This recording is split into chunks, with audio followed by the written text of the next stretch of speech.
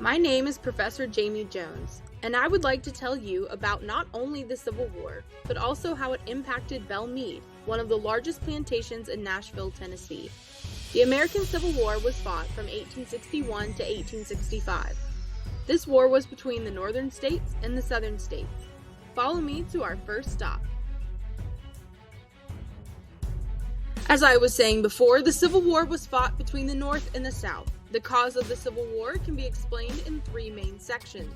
The first section is the North and South fought over the ownership of slaves. The North was fighting for the freedom of slavery, as the South was pro-slavery and wanted to keep the workforce as is. The second section was to have states' rights. The third section was the opinion of westward expansion. It was due to the points that three events happened to finally have the war break out. In 1854, Congress passed the Kansas-Nebraska Act, which would open new territories to slavery by asserting the rule of popular sovereignty. Due to the Kansas-Nebraska Act, the Bleeding Kansas Battle occurred in 1859. Out of this battle, the Republican Party was born, which made a lot of Southerners very upset. After the party was created in 1854, the Supreme Court had the Dred Scott case in 1857 that would create another problem. If this wasn't bad enough, there was an election in 1860. Abraham Lincoln became our 16th president in 1861. The 1860 election was the last straw for the Southerners, and due to the election, 7 states would pull away from the Union.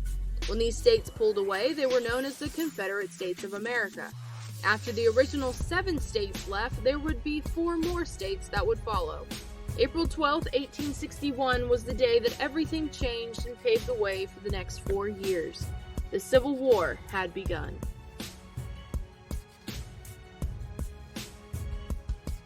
On April 12, 1861, the Union forces were attacked by the Confederate Army.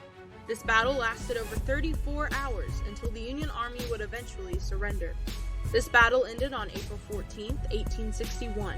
In the following days to come, no one knew how many soldiers would be lost, liberties taken, and lives changed.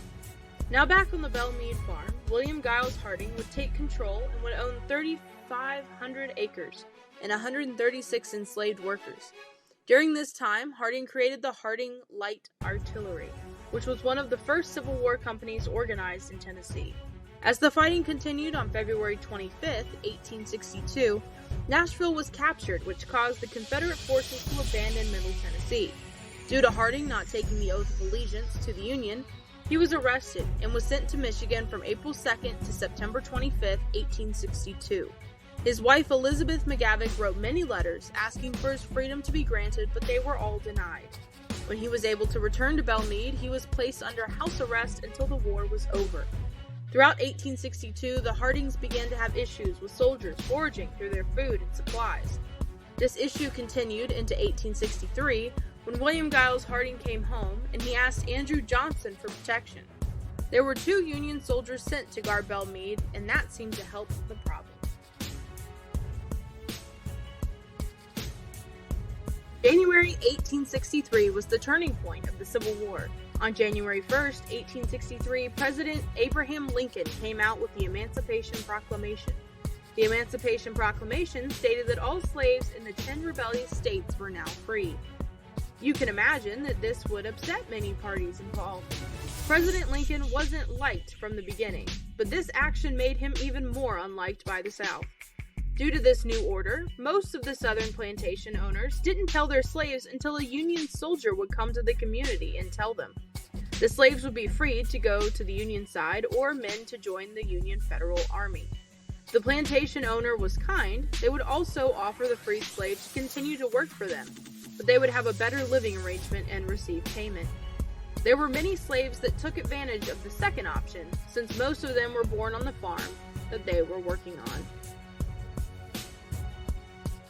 When we look at the Civil War, we mainly think and talk about the men who fought in the battles, but rarely we think about the women. Yes, men played a large role in the Civil War, but let's look at what the women did on the home front. The women played a huge role during the Civil War. While the men were off fighting, the women were left to fill the shoes of their sons, husbands, and fathers. Back in those days, women were looked as the weaker out of the two. The labor that the men used to take care of became the women's livelihood. This war would change the thought process of women and allow them to have more opportunities in the future. Even after the war, the women would keep up the professions of nurses and teachers. It was due to the women's newfound interest in helping the community that they began to lead charitable organizations, which led to the women's suffrage movement in the early 20th century. Even though they were keeping themselves busy, there was still sadness from the separation of their loved ones. Miss Elizabeth McGavick Harding wanted to help, so she joined the Soldiers' Friends Society in Nashville, which was founded in April 1861. Due to Miss McGavick Harding's long hours helping the society, she was named the vice president. Not only were women helping at home, but some were helping closer to the front lines. Some of them would be nurses and help with countless surgeries. The ending total of women that were nurses were around 3,000. This was brave, but there were also around 400 women that disguised themselves as men to fight in the battles. The role of women in the Civil War was a large part of some of the freedoms that women have today. Let me go over a battle that brought the war to Belle Meade's doorstep. The Battle of Franklin was on the McGavick property. Why is this so important, you may ask? Well, this was the childhood home of Elizabeth McGavick, who was married to William Giles Harding in 1840. Elizabeth's brother, John McGavick, and his wife, Carrie, were there the night of the battle, which was on November 30th, 1864. Carrington was quickly turned into the largest field hospital in the area after the battle. There were many deaths just in the first night. The McGavick family was kind enough to set aside 2 acres of their property for the Confederate soldiers that lost their lives in the Battle of Franklin. Now, unfortunately, the fight didn't stop there.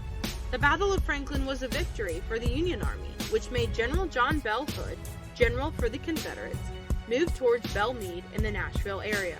The events that followed the Franklin battle were just the beginning of stress and tears at Belle Meade. Once the Battle of Franklin was complete, General John Bell Hood started for Nashville. One of his generals, James Chalmers, took residence at Belle Meade leading up and during the Battle of Nashville. The Battle of Nashville took place on December 15th through the 16th, 1864. On the morning of December 15th, General George Thomas sent a force under General James Steedman against the Confederates' right flank. The Union troops overran the Confederate trenches and drove the rebels back more than a mile. December 15th came and went rather quickly, but General Thomas decided to strike again on the 16th. On December 16th, the Union Army struck harder, making the Confederate line give way, which sent Hood's men running towards Mississippi. Although Belle Meade suffered greatly during the Civil War, the mansion and farm were still intact and had not been confiscated. None of the immediate family were killed or injured during the war. William Giles Harding was named an honorary general in the Confederate Army and was referred to as General Harding the rest of his life. Now follow me to the end of the war. Now I am sure you are wondering how the Civil War ended. Well, let me tell you. Once the Battle of Nashville had happened, the battles in Tennessee were over. Through much bloodshed, toil, and tears, April 9, 1865, General Lee surrendered to General Ulysses Grant at the Appomattox Courthouse. This was a huge Union victory, but not the end as of yet. This surrender ended the war in Virginia. President Andrew Johnson would not announce the Civil War's end until August 20, 1866, which was 16 months after the surrender in Virginia. While Lee surrendered in Virginia, several other Confederate commanders continued to negotiate paroles and had minor battles. The Union soldiers were ordered to refrain from taunting the Confederate soldiers. The Grant-Lee Agreement would not only tell that the South had lost the war, but also pave the way of future surrenders. This war is counted as the bloodiest battle in American history. The number of casualties in total was around 620,000. The end of the war changed a lot for the South and Belle Meade. Unfortunately, in September of 1865, John Harding passed away at the age of 87. With the war over, the South and North had to get used to a new normal.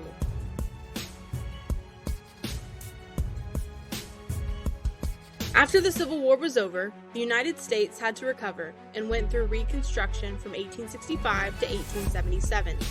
This rebuilding process was something that no one was used to, due to the fact that there were 4 million new citizens in the United States since many slaves were now free.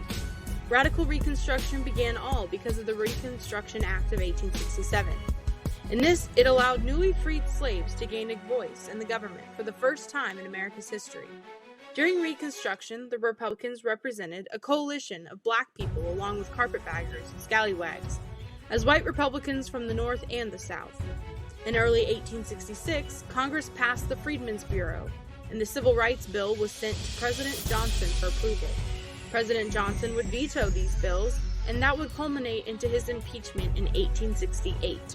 Now, in the following March, Congress passed the Reconstruction Act of 1867, which would temporarily divide the South into 5 military districts and outline how governments would be organized. Congress would also ratify the 14th Amendment, which grants equal protection for all people. In 1869, Congress also approved the 15th Amendment, which says that citizens would not be denied the right to vote, quote, on account of race, color, or previous condition of servitude, end quote. Now, by the time 1870 rolled around, all of the former Confederate states had been allowed to come back to the Union. There were a lot of achievements that came out of the Reconstruction era, but I would like to specifically talk about 4 of them. The first achievement was the fact that the South would be the first to create a state-funded public school. The second achievement was to allow for more of an equitable taxation legislation. The third achievement was they made law against racial discrimination in public transport. The final achievement was they were able to develop ambitious economic development programs. The Compromise of 1877 marked the end of Reconstruction, which was an agreement between the Southern Democrats and Allied Republicans to settle the result of the 1876 election, which was won by Rutherford B. Hayes, who was a Republican. Due to the Republican victory, the Democrats were not happy. They made an argument with the Republicans that they would not block Hayes' victory if they removed all federal troops from the South. The compromise went into full effect once the Union soldiers were removed from Florida, Louisiana, and South Carolina. This final act put an end to Reconstruction.